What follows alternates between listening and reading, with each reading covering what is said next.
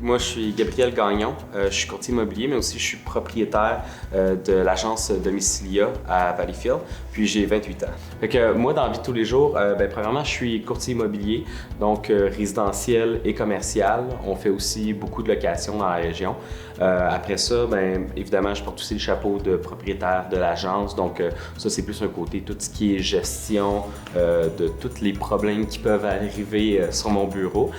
Puis aussi, à temps partiel, une fois de temps en temps, on fait une chronique à la radio dans le coin là, sur notre note mensuelle. Puis je suis aussi investisseur immobilier sur le côté. Là.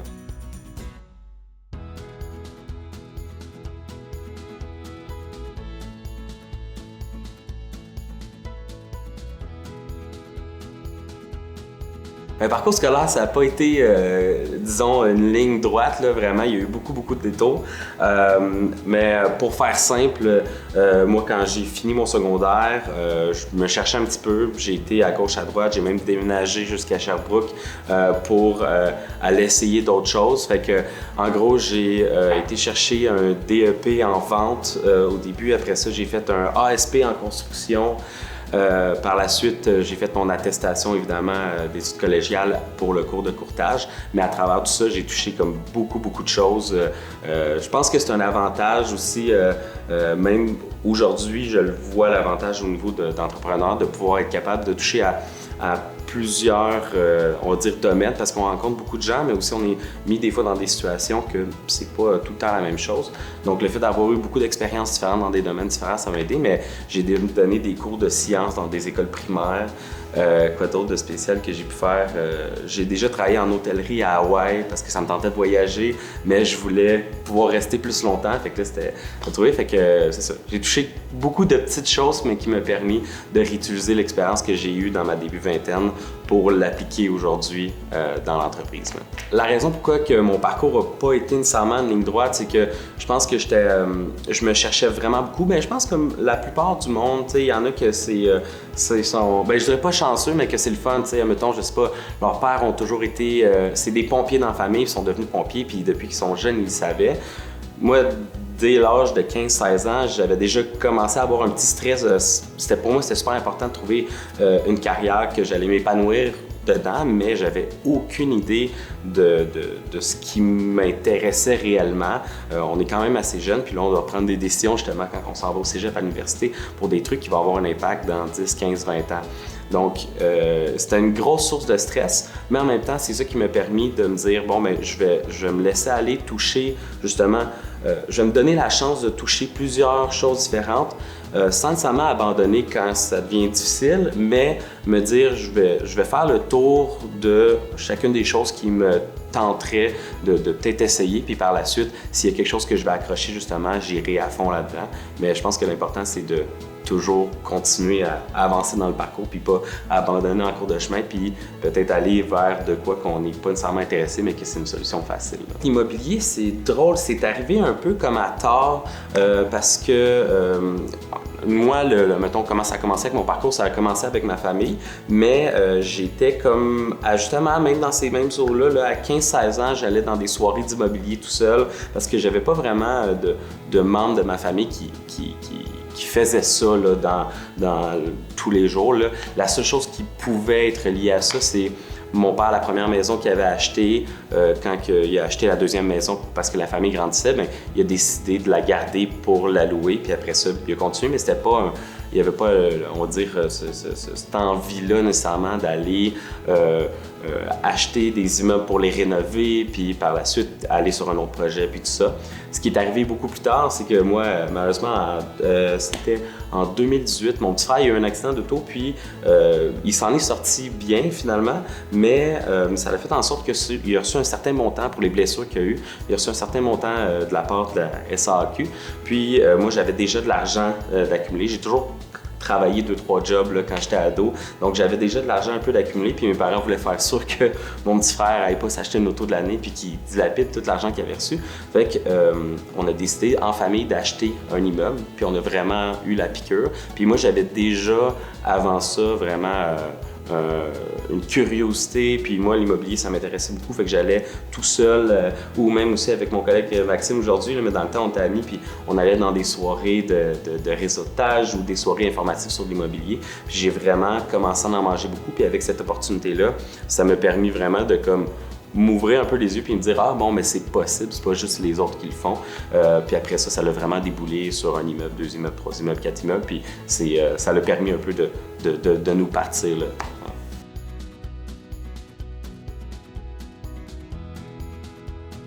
Mon nom c'est Maxime Poirier, je suis copropriétaire de Domicilia avec Gabriel et j'ai 30 ans. Ben c'est ça, Gabriel, ça fait 14-15 ans qu'on est amis, on s'est rencontrés au secondaire. Là maintenant on travaille ensemble. Honnêtement, je pense que je suis pas mal avec la meilleure personne qui peut me compléter. On est deux personnes complètement différentes, même dans nos vies en général. Puis je pense que c'est ça qui fait qu'on est quand même un bon mix. Fait pas vraiment de friction. Moi puis Gabriel, en 15 ans d'amitié, on s'est jamais chicané. Jamais. Donc, tu sais, le travail, ça se passe bien. C'est sûr que des fois, on a des idées qui sont différentes, mais on est toujours capable de bien s'entendre, puis on partira pas en chicane parce qu'il y en a un qui n'est pas d'accord avec l'autre. Dans le pire des cas, on l'essaye, puis si ça marche pas, ben on se réajuste par après. Mon père, il était vendeur d'automobiles chez Honda à Libéraux. C'était quand même un domaine qui m'intéressait, mais vendre des autos, ça m'intéressait pas. Vendre au détail, ça m'intéressait pas. Fait que vraiment, moi, c'était vraiment les maisons. Puis c'est vraiment quand lui, il est venu en parler, je fais je pourrais faire ça aussi. J'étais jeune, j'ai commencé l'immobilier, j'avais 21 ans. Je suis venu en stage ici, j'avais 19-20 ans environ. Fait que tu sais, c'est quand même, tu te lances dans le vide du jour au lendemain. Je passe d'une job étudiante que je travaillais au métro à là une job que tu fais plus de sous, mais il n'y a jamais rien de sûr. Il faut tout le temps que tu travailles pour trouver des contacts, trouver des contrats, aller cogner au poste, faire des appels. Fait que ça a comme été le plus dur, je pourrais te dire. Mais mon déclic en immobilier, c'est vraiment fait là. Je suis allé dans des soirées en immobilier tout seul. Fait que j'ai vraiment trippé là-dessus. C'est sûr que dans les dernières années, on a eu une mauvaise presse. Les journaux ont beaucoup parlé de nous, en mal, plus qu'en bien. C'est sûr que souvent, c'est que les gens sont mal informés. Puis, comme dans n'importe quel corps de métier, il y a toujours du monde qui travaille moins bien que d'autres. Qui fait que c'est plate, mais on va taper sur le clou de ceux qui travaillent mal, puis ça va pénaliser tout le reste. On est quand même 17 000 courtiers au Québec environ. C'est sûr que dans les 17 000, il y en a qui vont travailler moins bien que d'autres. Je pense que quand on choisit notre courtier, c'est surtout une question de feeling, de comment on va s'entendre avec la personne. Est-ce que la phrase qu'on entend le plus souvent, c'est les courtiers, c'est des crosseurs? Y en a-tu des crosseurs dans le domaine? Probablement. Probablement comme dans n'importe quoi, mais c'est une minorité. C'est pas la majorité des courtiers qui travaillent mal. Puis moi, personnellement, je travaille à Valleyfield, c'est ma compagnie. Même en tant que travailleur autonome, c'est ma compagnie. C'est ça qui fait que je vais nourrir ma famille ou non. Ben, j'ai intérêt à donner un bon service, là, puis j'ai intérêt à te dire la vérité, puis à pas dire de mensonge, parce que ton nom, une fois qu'il est sali, c'est très dur à refaire. Là. Une réputation, ça prend du temps à bâtir, ça prend 3 secondes à défaire. Fait que moi, c'est sûr que je mise souvent là-dessus. C'est une relation humaine. Je suis pas juste là pour ma paye. Moi, quand je fais une transaction, ben, si tu me rappelles puis tu me dis que finalement, tu n'es pas content parce que ça, tu sentais que tu avais de la pression, ben, moi, je dormirais pas bien le soir. Là.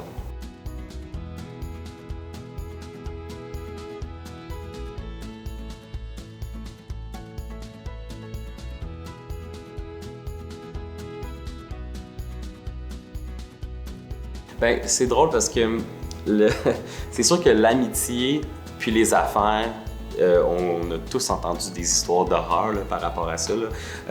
Moi, je suis très, très chanceux parce que moi et Maxime, ça fait longtemps qu'on se connaît. Là. Nous, on s'est connus ados, puis c'est ça, ça fait vraiment longtemps qu'on se connaît. Puis il y a toujours eu une forme de respect très fort, puis ça arrive très souvent, là, puis même je dirais pas à chaque semaine, mais presque, il y a des trucs qu'on n'est pas d'accord. Tu sais, que lui, il pense que c'est peut-être mieux de le faire de telle manière ou peut-être mieux de le faire de telle manière.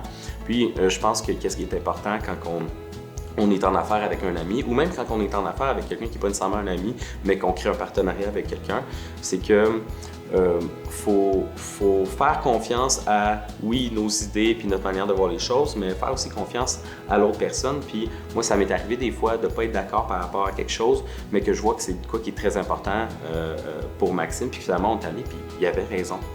C'est moi qui étais trop fixé sur un point précis, puis finalement, ça m'a rendu avec pour tout le reste. Puis lui, c'est tout le reste qu'il voyait, puis il voyait pas mon point précis.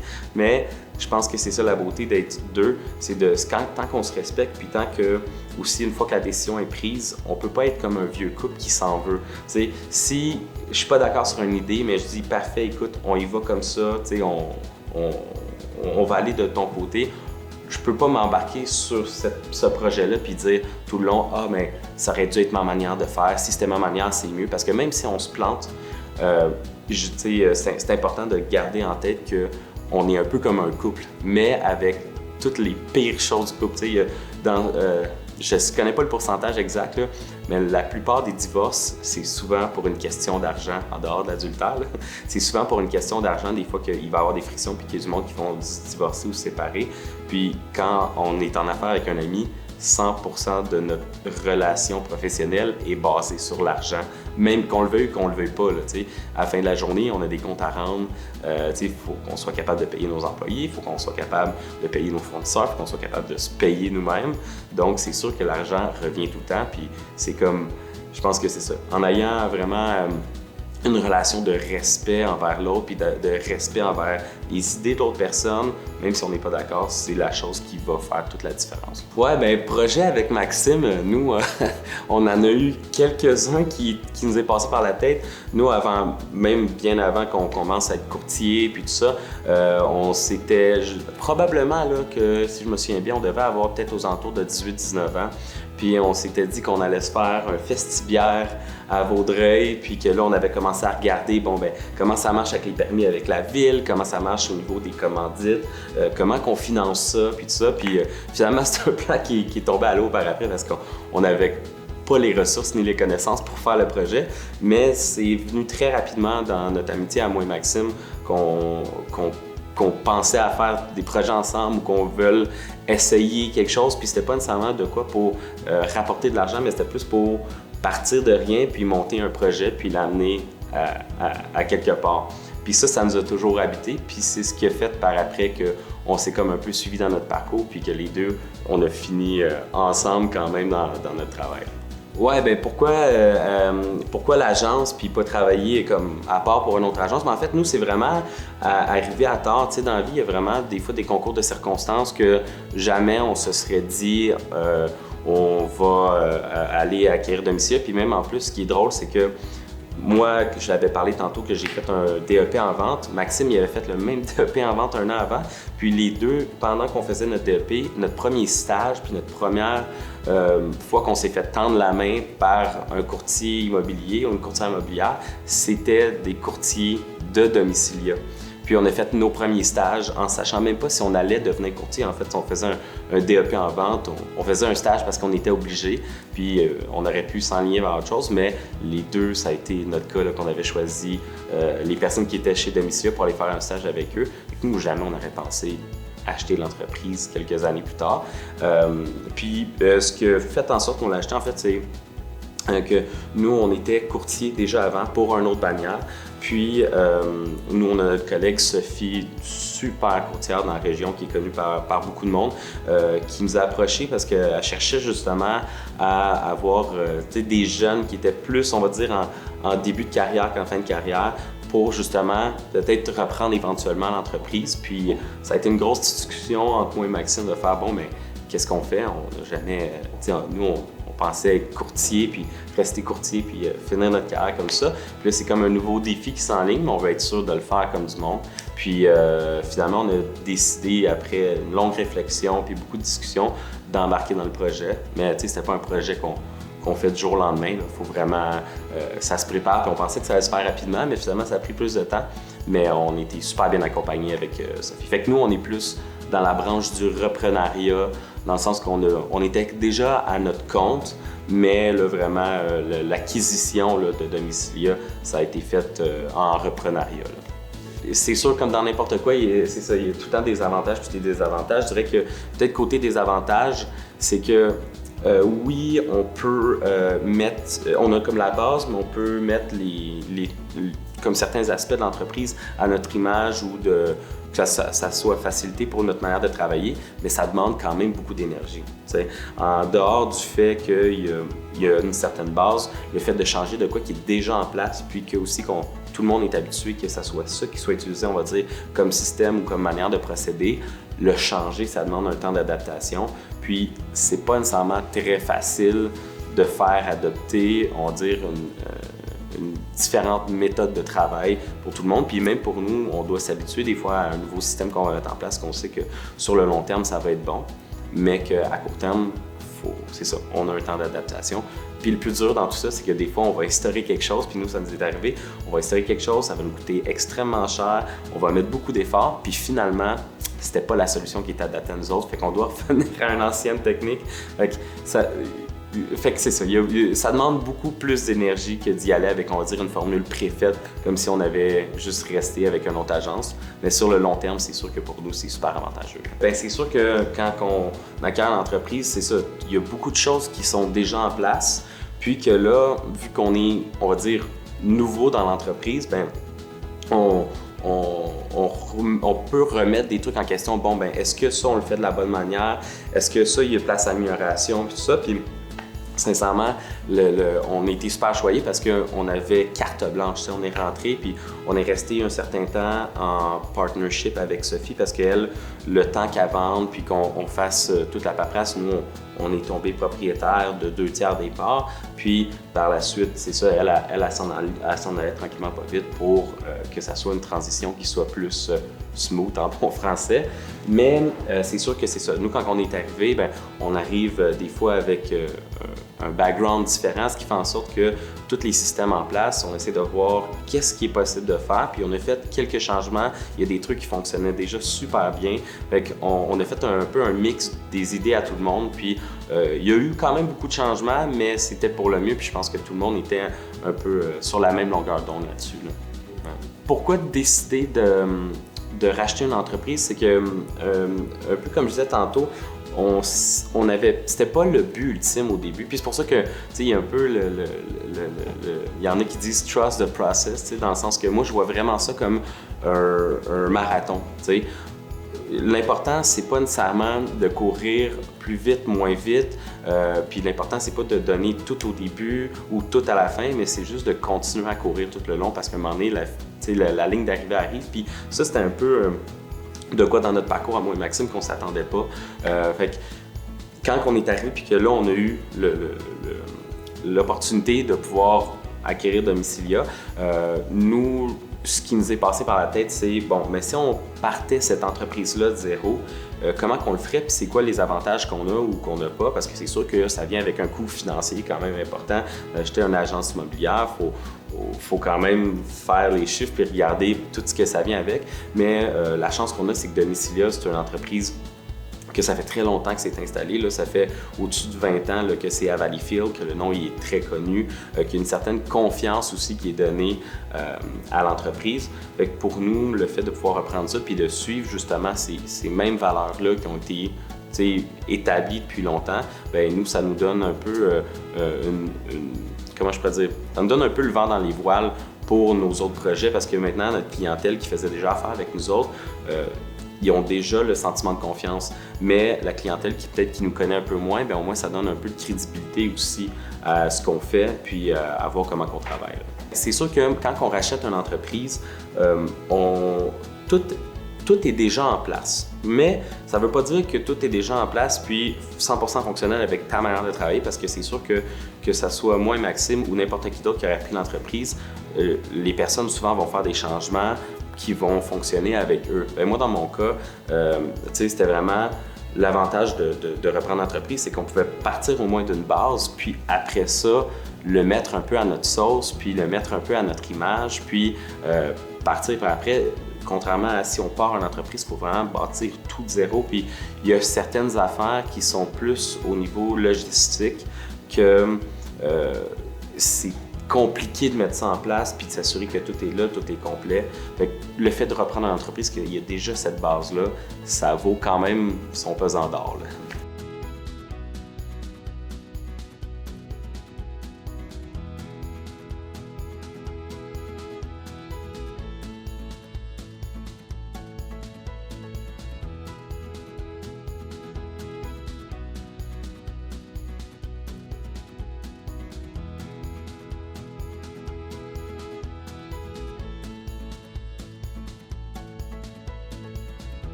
Moi, je me souviens quand je faisais mon cours de courtage, c'est pas tout le monde qui a le même style de courtage, on va dire. Puis je dirais pas qu'il y en a un mieux que l'autre, mais je pense que c'est important d'être à son image. Puis je me souviens quand je faisais ma formation, souvent il disait bon, là un jour tu vas te retrouver devant un vendeur, puis il va te dire pourquoi il faut te choisir toi comme courtier, puis il va falloir que tu te dises ça, puis de telle manière, puis de ci, puis de ça.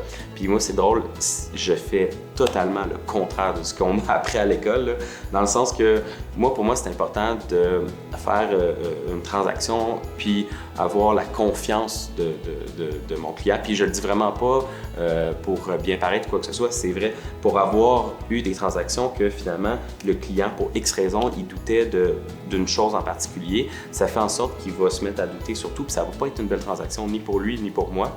Fait que moi, quand je me mets justement à être dans une position que je suis assis sur une table de cuisine avec un propriétaire qui me dit « Ah, mais pourquoi je te choisirais toi pour vendre peu importe ma maison, mon immeuble ou mon condo? » Mais souvent, je dis « ben je vais être... » Si vous sentez que sur, admettons, 3 courtiers que vous avez rencontrés, le meilleur sentiment, le meilleur feeling que vous avez eu, c'est avec moi, choisissez-moi.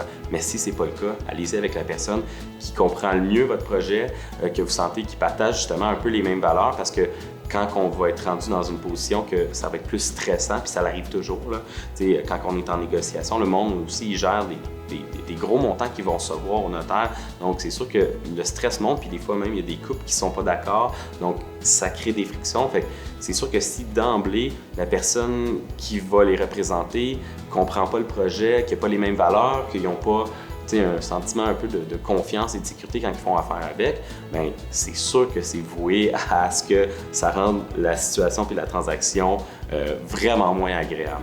Donc, moi, souvent, je dis au monde, si vous sentez que je suis la bonne personne, puis que aussi le service que je vous ai montré que je peux offrir, puis qu'est-ce que j'offre dans mon offre de service fait du sens avec vous, rappelez-moi. Puis si c'est un autre, bien, sans rancune, il n'y a pas de problème. Je pense que vous allez être mieux servi avec quelqu'un qui comprend un peu où est-ce que vous voulez vous en aller. Là. Puis ça arrive des fois, puis c'est vraiment correct. Il n'y a pas de problème avec ça. J'aurais peut-être 2 conseils que je donnerais à quelqu'un qui veut se partir en affaires, puis qui est justement peut-être début vingtaine, puis qui ne sait pas vraiment comment s'aligner. Peut-être même quelqu'un qui n'a pas encore l'idée, mais qui sait qu'il veut peut-être avoir son propre projet. Le premier conseil, ça serait souvent, pour avoir été exactement dans cette situation-là avant l'immobilier, là, c'est que je pensais beaucoup à, bon, mais quelle entreprise que je pourrais partir, puis à chaque fois que je pensais à ça, c'était quel avantage que ça avait pour moi. Mais c'est drôle, quand on est en affaires, le monde nous paye pour régler leurs problèmes, pas nos problèmes. Fait que souvent, le monde va aller puis avoir peut-être la manie de penser, bon, mais c'est quoi qui demande le moins d'efforts à faire puis qui va payer plus? Puis c'est vraiment pas la bonne manière de penser, parce qu'une fois qu'on est dans le bain, on se rend compte que non, on travaille vraiment fort, puis des fois, on n'est même pas sûr d'être payé. Là, c'est vraiment ça l'entrepreneuriat dans la plupart du temps. Mais bref, fait que, je pense que quelqu'un qui veut se partir en affaires, la meilleure manière de penser à quel créneau on veut s'en aller, c'est premièrement, évidemment, penser à qu'est-ce qu'on est passionné par, parce que c'est sûr que pour le nombre de temps que ça prend à investir pour avoir un projet qui est même juste viable, ça peut prendre du temps. Des fois, il y en a qui le font en 6 mois, mais des fois, il y en a qui le font en 4 ans. Donc, premièrement, c'est ça. Puis deuxièmement, penser à quel problème que je peux régler pour quelqu'un d'autre. Tu sais, quel problème est tellement agaçant pour quelqu'un qui est prêt à débourser de l'argent pour le faire. Puis chaque entreprise, il n'y a pas une entreprise qui ne règle pas un problème pour quelqu'un. Si, admettons, je sais pas, je m'en vais à l'épicerie, bien, l'épicerie, le problème qu'elle règle, c'est de faire, à la place d'aller voir le gars qui fait des patates, le gars qui pousse des piments, la compagnie qui fait des céréales, puis me promener tout bord, tout côté pour aller chercher individuellement ma bouffe-là, c'est tout à la même place, proche de chez moi, donc ça, c'est le problème qui règle pour moi. Ça me sauve le trouble d'aller voir à gauche, à droite, monsieur, madame, tout le monde qui font de la nourriture. Bien, puis même chose, on parlerait de comptable, d'avocat, de chauffeur, de boss, de vidéographe, et toute entreprise règle un problème. Fait que là, c'est de trouver quel problème qu'on veut régler, puis comment qu'on peut le régler de manière efficace que la personne va faire affaire avec toi à la place de faire affaire avec un autre. Fait que ça serait le premier conseil. Deuxième conseil, c'est de voir l'entrepreneuriat pas comme un mode de vie cool et tendance et tout ça, parce qu'il n'y a rien de cool et tendance là-dedans, dans le sens que faut vraiment être acharné, puis il faut vraiment pas se dire « moi je rentre là-dedans pour travailler le moins possible », parce qu'au contraire, ça peut être très très très payant, mais moi j'ai vu personne réussir, puis on a plusieurs clients là, qui ont fait des entreprises qui sont devenues grandes. Je pense à un client particulier qui a vendu une entreprise il y a quelques années pour plusieurs dizaines de millions. Puis lui, si on regarde l'extérieur, tout avait de l'air super beau, mais il travaillait très, très, très fort. Puis ça, des cas comme ça, là, je pourrais en nommer plusieurs de personnes que je connais, que j'ai vu le début, milieu, fin. Donc, c'est de se dire, c'est un marathon. C'est vraiment ça. Puis j'en ai parlé un petit peu tantôt, mais c'est un marathon. Puis moi, personnellement, comment je le vois, c'est que je me dis, je vais courir, puis je vais continuer à courir, puis on s'en fout de la vitesse. Parce qu'on peut tout le temps se comparer à gauche, à droite, mais je vais courir à mon rythme, puis regarder à terre, parce que l'important, c'est d'avancer. Puis un moment donné, la ligne d'arrivée va être là, mais l'important, c'est pas quand on est à la ligne d'arrivée, l'important, c'est entre le départ et l'arrivée. Comment qu'on fait ça, puis le trust the process, puis de genre, qu'est-ce qui est important, c'est le chemin, c'est pas la ligne d'arrivée. C'est littéralement ça, parce que si on pense toujours à la ligne d'arrivée, et juste ça, on va se faire souffrir, puis on va s'essouffler à un moment donné, puis on se rendra pas à la ligne d'arrivée.